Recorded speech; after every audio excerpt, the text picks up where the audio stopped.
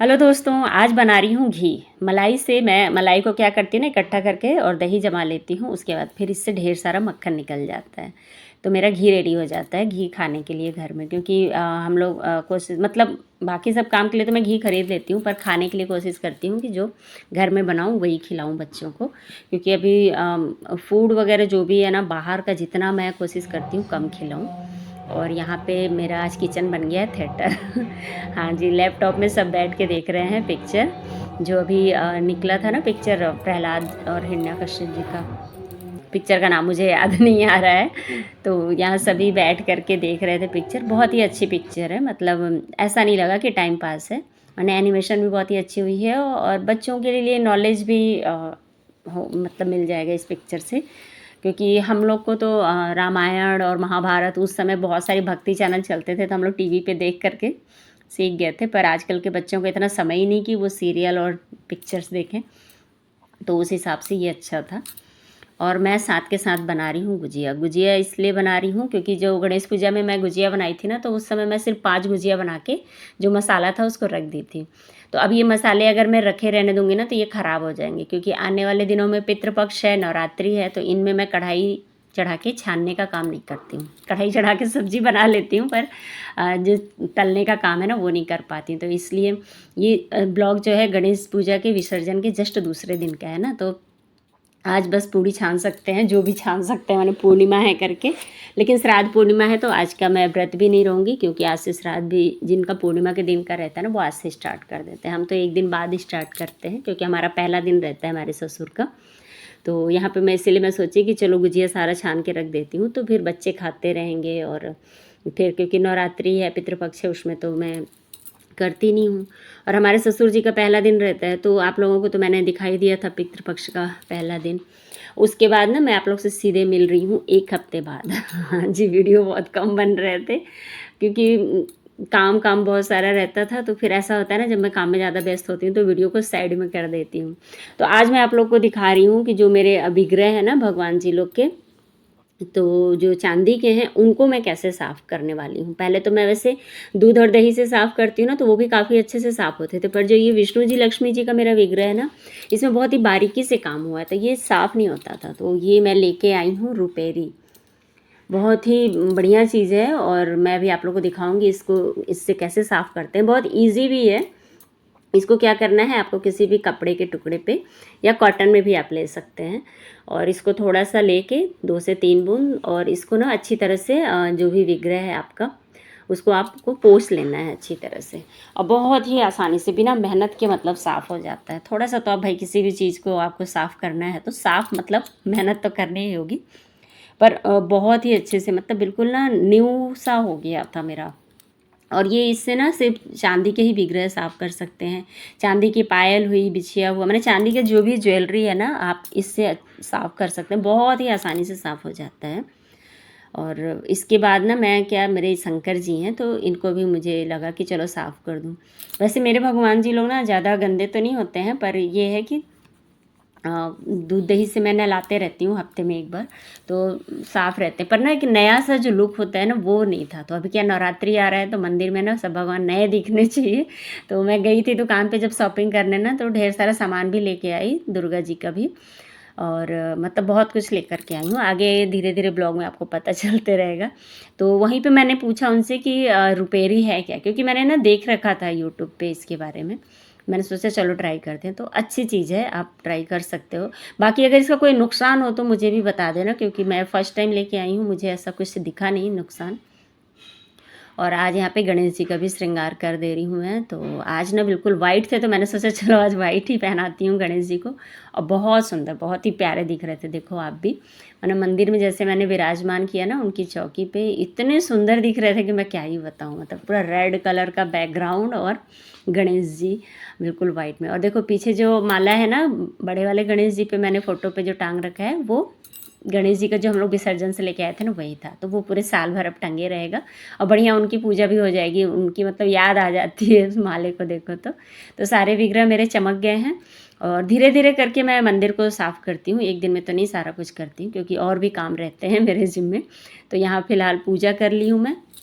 और मेरी ना नज़र जो है बार बार गणेश जी पे ही टिक रही है, और पर्पल कलर के फ्लावर्स थे ना तो और भी सुंदर लग रहा था देखने में। और त्योहारों की जो सफाई होती है ना वो मेरे घर पे शुरू हो गई है। हाँ जी, मतलब मैं जैसे यहाँ मंदिर से ही शुरुआत की हूँ, तो पहले यहाँ बस विग्रह साफ़ की हूँ, किसी और दिन वक्त मिलेगा तो पूरा मंदिर साफ़ कर लूँगी, तो उसमें क्या ना आसान रहता है और साफ़ भी हो जाता है, और मतलब हर चीज़ पे ना आप ध्यान दे पाते हैं। और गिन के अब सिर्फ 15 से 20 दिन ही समय बचे थे त्योहारों को, तो मैंने सोचा चलो धीरे धीरे शुरू कर देते हैं। तो हर रोज़ एक नया कोना पकड़ती हूँ और उसको साफ़ कर लेती हूँ। और इस तरह से साफ़ सफाई कर रही थी ना, तो मुझे ध्यान में आया मेरे सारे नल का, क्योंकि मेरे नल पे मैंने ध्यान दिया बहुत ही धीरे आ रहा था पानी, तो मैंने सोचा चलो इनका भी मेंटेनेंस करा लूँ। तो मैंने कॉल कर दिया था, तो प्लम्बर भैया आ गए थे, और ज़्यादा कुछ मेंटेनेंस नहीं करना था। अगर आप यही चीज़ है ना, अगर आपको ज़्यादा नुकसान से बचना है ना, तो हर 6 महीने में आप एक बार अपना, जैसे नल का है तो प्लम्बर को बुला लीजिए, चिमनी का है तो चिमनी साफ़ करने वाले को बुला लीजिए। इस तरह से ना जो भी चीज़ें हैं उनको हर 6 महीने में आप चेक करते रहेंगे ना, तो ज़्यादा नुकसान होने से बच जाएंगे। तो मेरा यहाँ क्या था, पानी धीरे आ रहा था तो मुझे लगा नल बिगड़ रहा है, पर ऐसा कुछ नहीं था।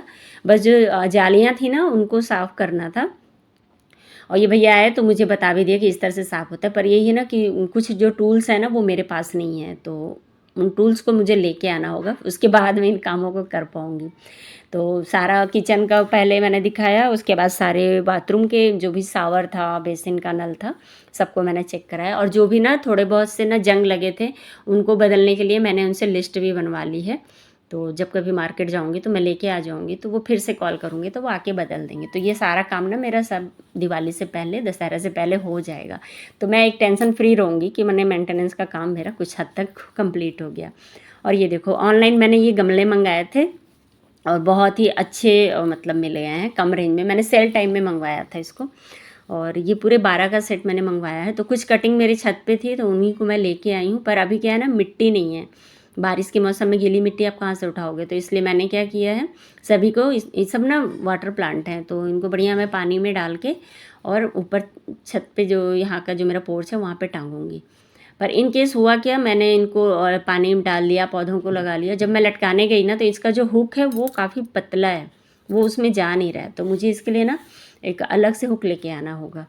तो यही एक फ़ायदा होता है, आप काम अगर पहले शुरू कर देते हैं तो, कि जो भी काम पेंडिंग है ना वो कंप्लीट हो जाता है। जैसे अभी तो मैं इनको ऐसे ही रख दूँगी, लेकिन फिर किसी दिन मार्केट जाऊँगी तो मैं हुक लेके आ जाऊँगी, तो बढ़िया से हुक में फंसा के टांग दूँगी। तो ये सब भी मतलब दिवाली से पहले ये मेरे सारे काम कंप्लीट हो जाएंगे। तो जब भी आपको घर की साफ़ सफाई करनी हो ना, तो ऐसा नहीं कि कल त्यौहार है तो आज शुरू करिए, उसी में आपका काम ना पूरा, एक तो पेंडिंग रह जाएगा काम, ऊपर से क्लियरिटी नहीं आती है काम में। तो मैं इसलिए सोचती हूँ कि हर काम को ना एक समय के साथ मैं बना लेती हूँ कि आज इस काम को कंप्लीट करना है, आज उस काम को। तो उसमें क्या होता है, अगर नहीं भी कंप्लीट हुआ तो मेरे पास इतना समय होगा कि मैं नेक्स्ट मॉर्निंग या अगले दिन किसी भी मतलब एक दिन सेलेक्ट कर पाऊँगी उस काम को पूरा करने के लिए। फ़िलहाल यहाँ पे मैं आ गई हूँ छत पे, और ये भी मेरा एक मेंटेनेंस का ही काम है, क्योंकि नवरात्रि आ रहा है ना, तो छत के सारे प्लांट्स की भी मतलब रख रखाव में कर ली, ताकि बच्चे फिर बस ऊपर जाके पानी डाल देंगे, क्योंकि 9 दिन का फास्ट जब रहता है ना तो मुझसे सीढ़ियाँ ऊपर नीचे चढ़ी नहीं जाती हैं, भले मैं चढ़ती हूँ मजबूरी में।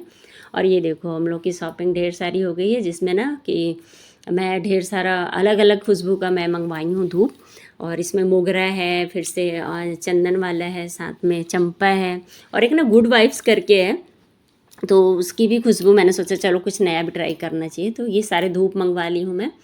और दुर्गा जी का मैं विग्रह भी लेकर के कुछ दिनों में आ जाऊँगी, क्योंकि फिर मुझे ना नवरात्रि में निकलना अच्छा नहीं लगता है, धूप में जाना, फास्ट रहो तो। और नवरात्रि के पहले दिन ना 4 बजे भोर से है कलश स्थापना, तो फिर उस दिन तो दुकान जाने का कोई सवाल ही नहीं उठता है, तो इसलिए मैंने सोचा है 2-3 दिन पहले लेकर के आ जाऊँगी। फ़िलहाल यहाँ पे तिल का तेल भी आ गया है, और शहद भी ले आए हैं। तो ये सारी चीज़ें जो भी पूजा का सब कुछ सामान है ना, सब आ गया है, हवन वगैरह। और ये मैं अब आप लोग से मतलब मेरे सारे जो वीडियो है ना बहुत लंबा, पूरा 15 दिन का ये वीडियो है। तो मैं अमावस के 2 दिन पहले गई थी, फ्राइडे के दिन का ये वीडियो है।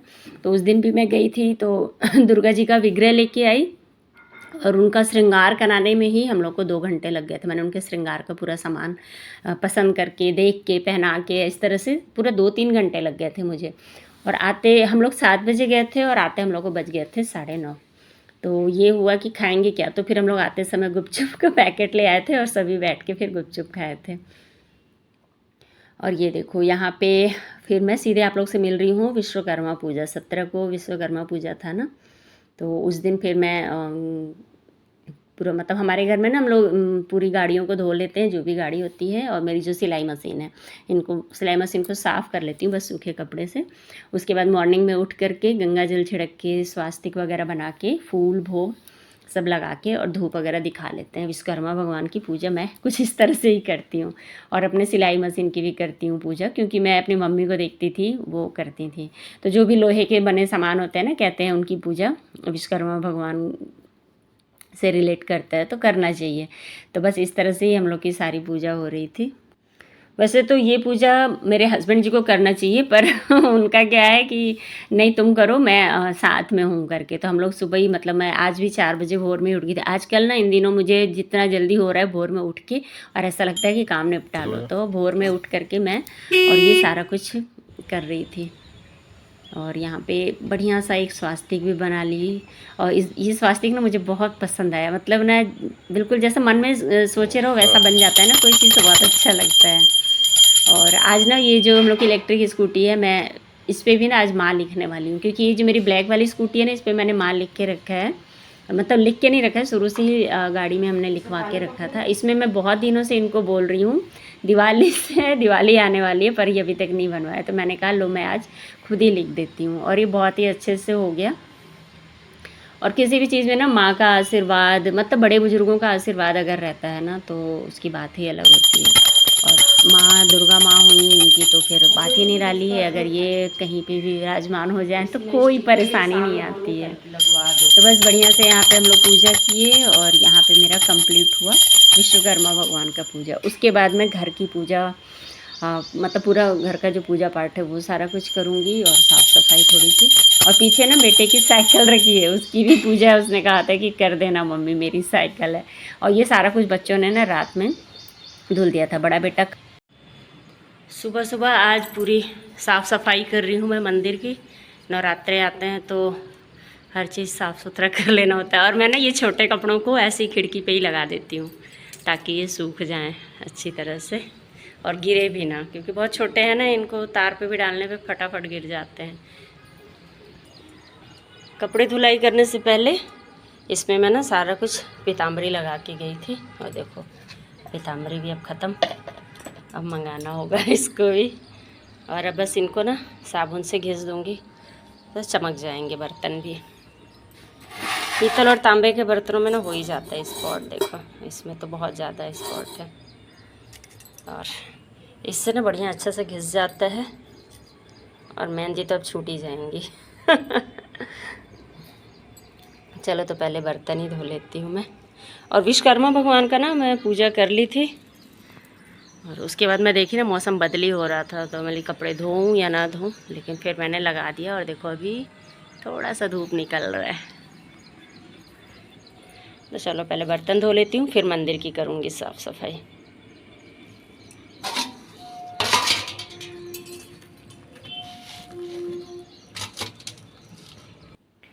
बर्तनों को धो के कपड़े से पोंछ के मैंने सूखने के लिए रख दिया था। उसके बाद पूरे मंदिर की साफ़ सफाई की, और यहाँ पे नए कपड़े बिछा दी, और यहाँ पे सारा कुछ हो गया है। पूजा भी कर ली मैं। और आज मंदिर में थोड़ा सा चेंज की मैं, जैसे जो मंदिर का फ़ोटो गणेश जी का था ना, नीचे मैंने रखा था, उसको मैंने ऊपर टांग दिया है, तो ये बहुत ही सुंदर दिख रहे हैं। ये हम लोग को ना गृह प्रवेश में मिला था। और ये देखो ये छत्र भी मैंने यहाँ पे टांग दिया है। तो छत्र क्या ना भगवान के ऊपर रहता था, तो मुझे उनका फेस नहीं दिखता था, इसलिए मैंने मंदिर में ही टांग दिया है।